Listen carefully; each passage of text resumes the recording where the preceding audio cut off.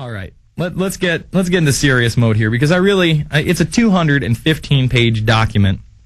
If you pull up the article over at prisonplanet.tv, I'm not sure if Nemo has written a new one yet, but it should have been a link I sent you guys earlier. First of all, this document is not for you and I.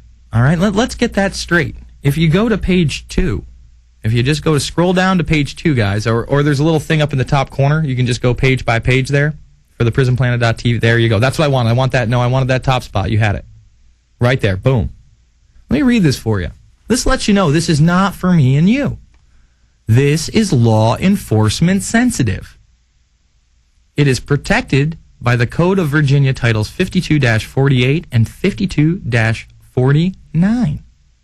Further distribution of this document is restricted to law enforcement agencies, intelligence agencies, and Department of Defense organizations only.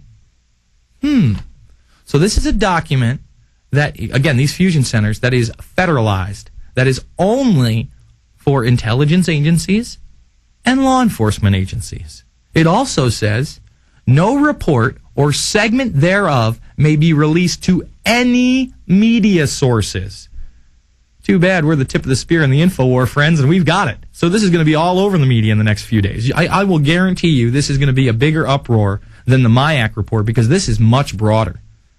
It may not use some of the harsh language that it does in the MIAC report, but this literally demonizes every and any group that gets together. Any and any group on the internet.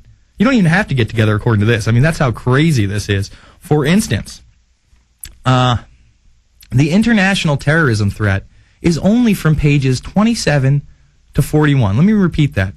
27 to 41. So in a 215-page document, there are 15 pages dedicated to, Hamas, Hezbollah, Al-Qaeda, all that. Now, on the other hand, the domestic terrorist threat, right off the bat, is over 30 pages. Okay? Starts at 43, supposedly ends at 73, but that's not the case. Now, they go after anarchists, black separatist group, lone wolf extremists, which is just a totally broad topic, militia extremists. Here's the best one. Special interest extremists. Special interest groups, folks. People concerned about abortion. People concerned about the environment. How dare they're terrorist organizations. See, on one hand, the MIAC report doesn't use the term terrorism, but at the same time demonizes people like Ron Paul, organizations like Campaign for Liberty. This is very broad and openly uses the term terrorism in every case. In every case. And they do a lot of double speak in here. Let me give you an example. It's going to be tough for me to jump around. But for instance, they say terrorism for the purpose of this report is defined as politically motivated violence or threat of violence designed to coerce action or to prevent others from taking intended actions. Now, right there, violence. Ooh, violence. Right off the bat, violence. But then later in the report, I want to say it is in the 170s, folks. It is hard for me to get there. They admit openly that the majority of the groups mentioned have never used violence. Ever. Ever, ever, ever, ever, ever. Huh. So wait a minute. The groups that you're trying to demonize supposedly are violent because in this document you're saying that all these groups are politically motivated using violence or the threat of violence. But then later in the document they say, oh yeah, well the majority of these groups have never used violence or threatened violence. Ha ha ha ha. Here we go. It's right here. It's the beginning of the conclusion on page 197. Okay, so page 4, they let you know for this document, terrorism for the purpose of this report is defined by politically motivated violence or the threat of violence designed to coerce action or to prevent others from taking intended actions. But right here, it says, although a number of international and domestic terrorist organizations have a presence in Virginia, the activities of these groups have been primarily limited to non-violent activity. And the terrorist organizations they're listing in here, folks, are... they listed... I hope I can find it because it's just... You know what? Type in Twitter in the search so we can bring it right up so I can figure out what page this is on that thing. in the little, there's a little bar on the side, the Control F bar, Twitter. They literally say that people who coordinated at the Republican National, yeah, there it is right there, at the Republican National Convention, used Twitter to coordinate, and then they said that this was Al-Qaeda-like. So you're against the Republicans.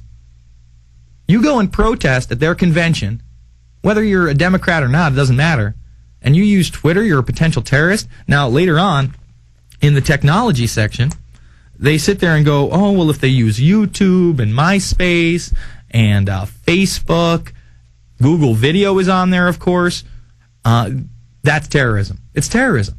And a lot of these groups are able to get donations online. There it is, terrorist use of technology. What page is that so I can jump to the hard copy, guys? Give it to me in my ear. I can't see it. Page 118. All right, 118. Let's jump to 118. There it is right there in my little stack of lacquer.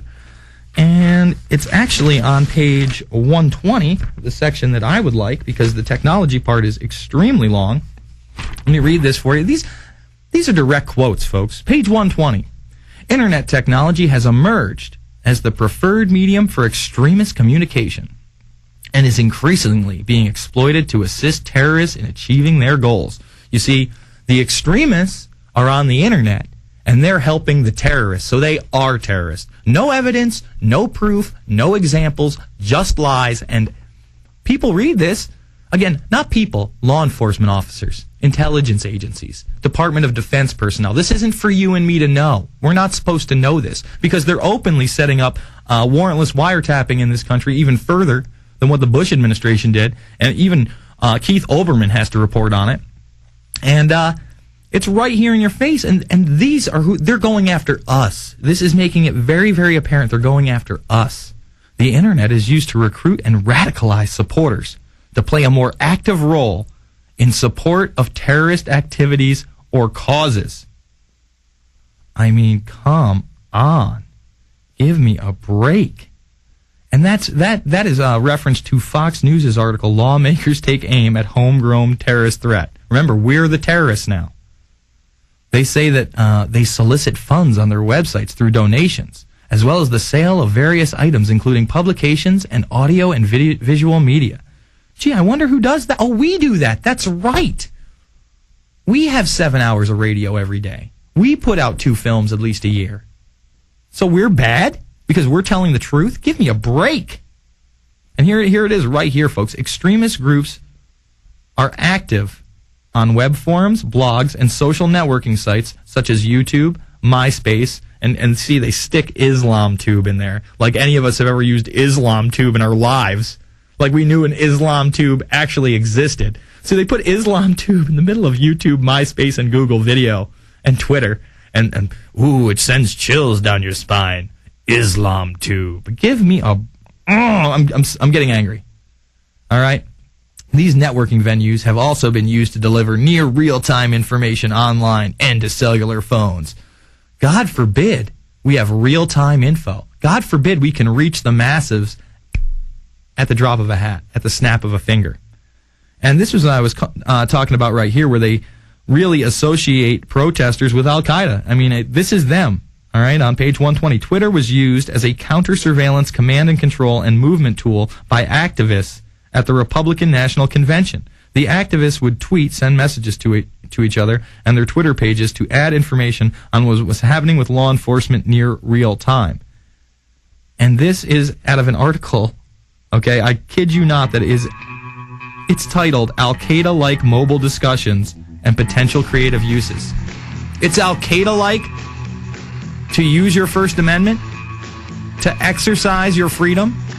Folks, this document continues to be more and more disturbing as I take a closer look at it. We'll be back after this. Call lines 866-582-9933. It's the InfoWarrior.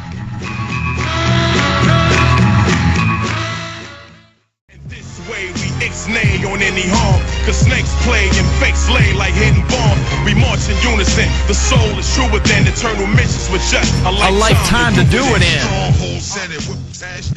We are back. And you know, here I'm going to do something here that we didn't do on the Alex Jones Show, only because I didn't think to do it.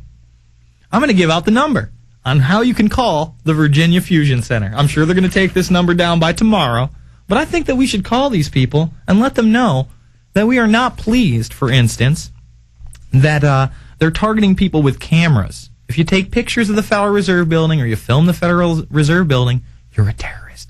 They're protecting the Fed in this.